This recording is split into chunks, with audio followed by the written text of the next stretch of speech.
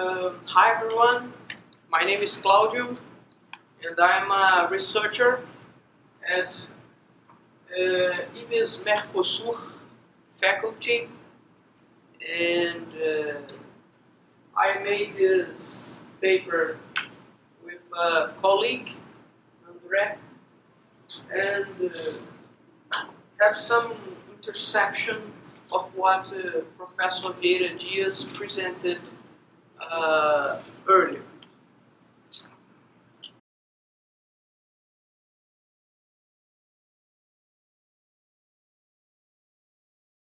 Introduction.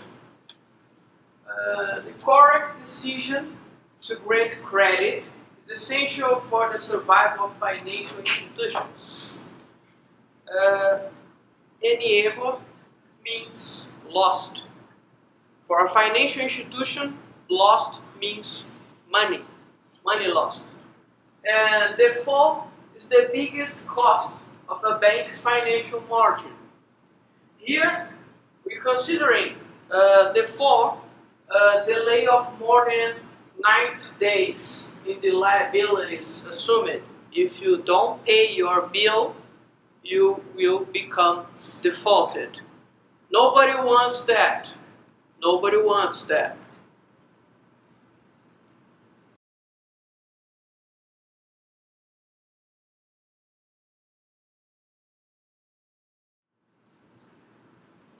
So, what I have to do, it's important to anticipate and reduce default, the chance to become default. So I have to look at an earlier point, identify the risk, and establish a decision rule to guide the granting of credit.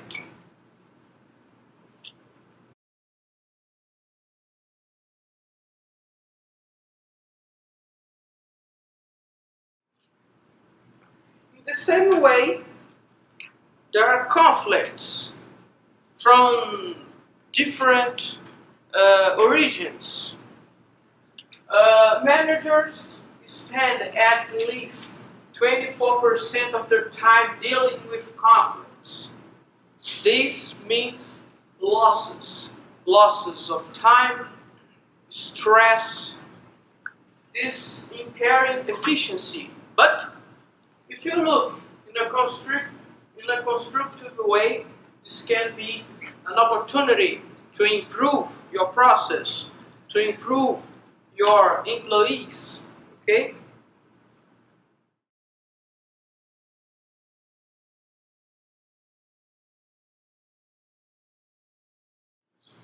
So, the fall prediction models serves to measure, monitor, and predict the financial situation of companies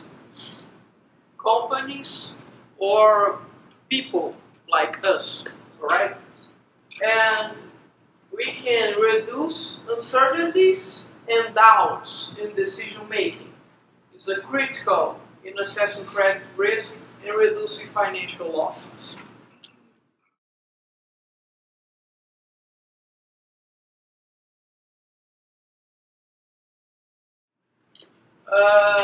Okay, in this context, all right, of conflicts and the full risk, we have Zach Bank.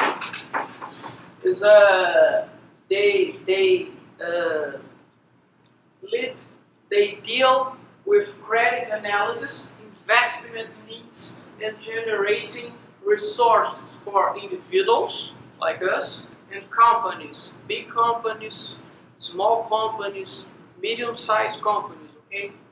And what we want is identify how conflicts, management aspects, and financial indicators influence default.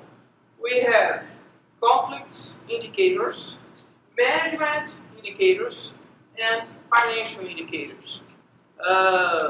The paper presented talk about some of these indicators, all right?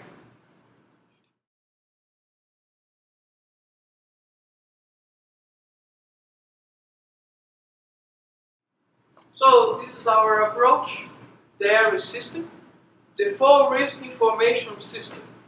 The goal is to support activities in the management of the full risk. We have historic data with a knowledge database. Every second that a decision was made, come to here. Is that we can select the indicators by the indicators management, and then the model is called, and then the resonance, visualizations, and back again. We will visit these components separately.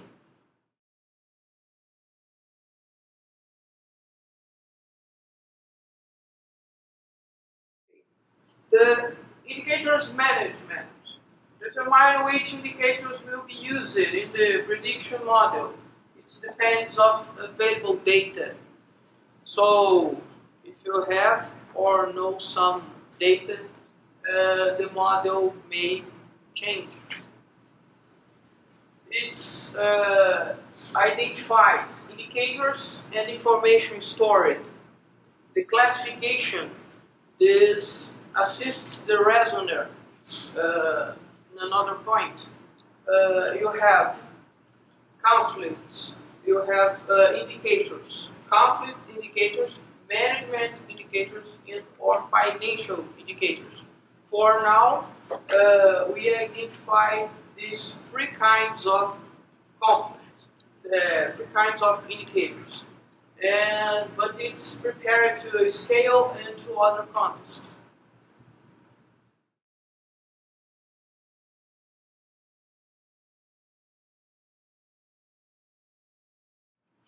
The prediction model calculates the probability of default based on conflict management and financial indicators classified in the indicators management stage. Use the logistic regression technique. It's interesting because we don't have any information that I use it and Professor Vieira Dias use it, but in his paper, logistic regression is the best one, the best results. And it's interesting here because other papers that use it with success, logistic regression, and the best to represent our type of data. A lot of data with different kinds, and the logistic regression is the best to adjust, to fit the data we have. And depends on the indicators and data available. Okay?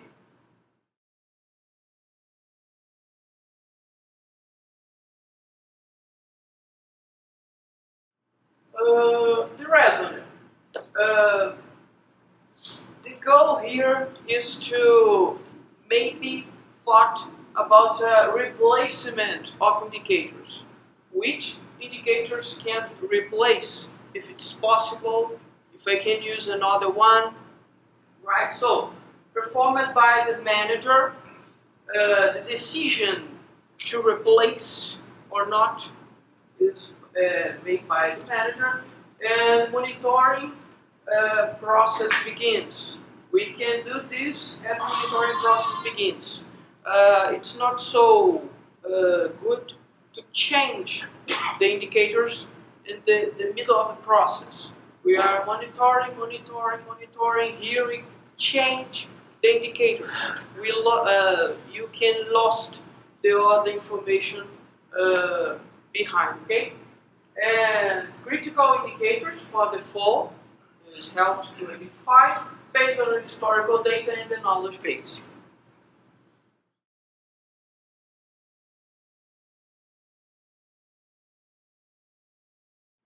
Here's the part of visualization. We use two metaphors, a line and a graph with a line, and a gauge. The name of it is gauge. And it's interesting because, for example, these management indicators.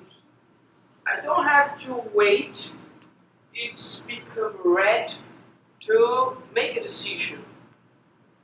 I can look earlier at a point in time and see that maybe I have to make a decision. I don't want companies and people become defaulted. I have to make an intervention. Come on, let's talk. Maybe I can help you credit. Maybe I can give you money, right?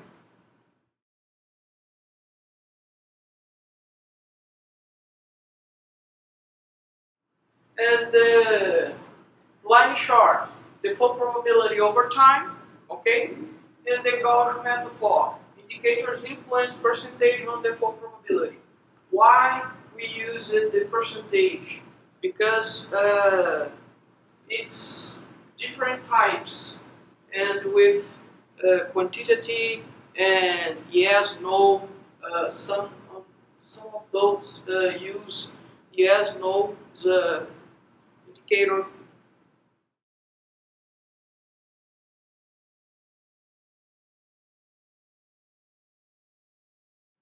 Okay, it's evaluation. We use the goal question metric framework to.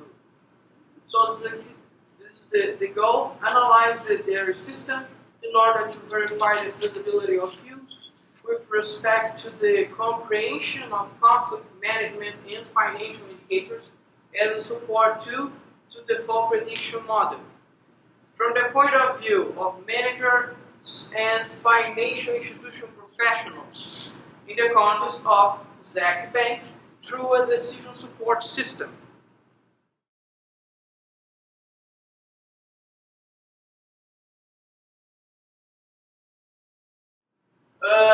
Some quality metrics that we use.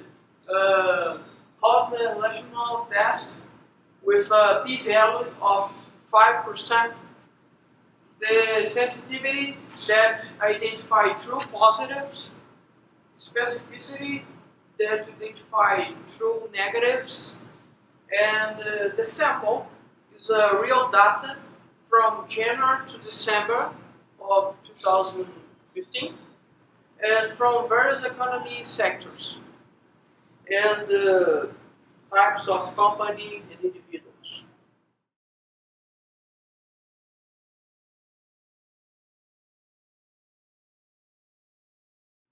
Okay, so we use two models.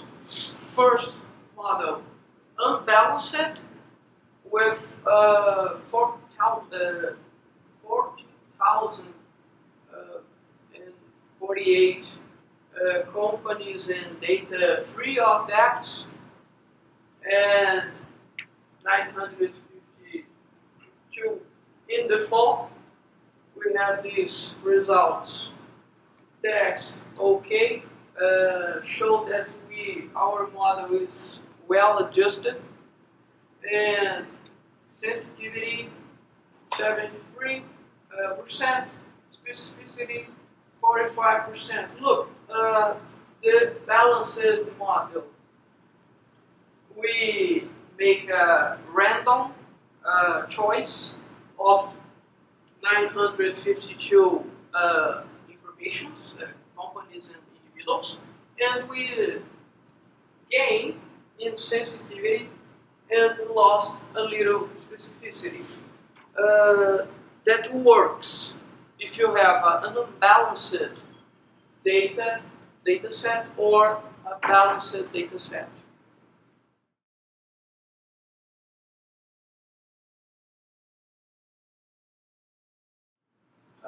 Some lessons learned.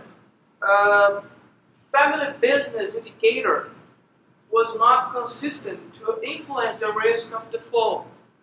If you have a company, a family company, or a company with no family company, that's not influence the risk of default. Age of the partners, the partner members, not show influence to explain the default. In the other paper presented by Professor Vieira Dias, the age was indicators analyzed in 100% of the right.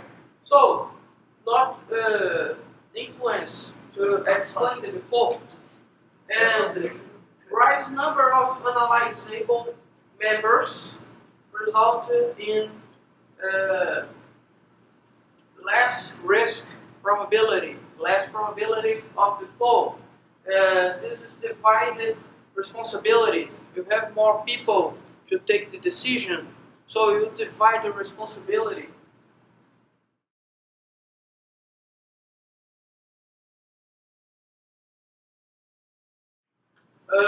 More liquidity of the company, less risk probability of default. More use of investment lines, less risk, the probability default. And here we have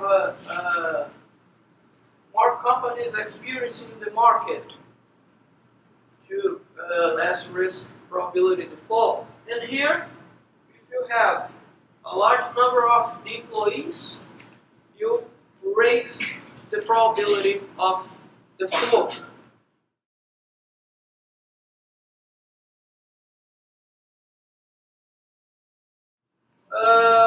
The closing remarks. Some limitations. I think that one most limitation is about the data. It's difficult to get data from companies, and this is very difficult. The universe of variables. Some kinds of papers analyze 39, 40. We analyze 12, some 15. The particulars of exact bank, so we have this limitation, the context of exact bank. But this is an opportunity to expand the external validity.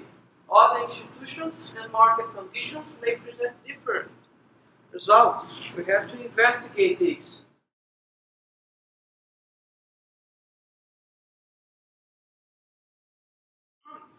Some future work. Comparing other statistical techniques. I maybe don't do this. Professor Vieira already did this. And integration with other visual tools, right?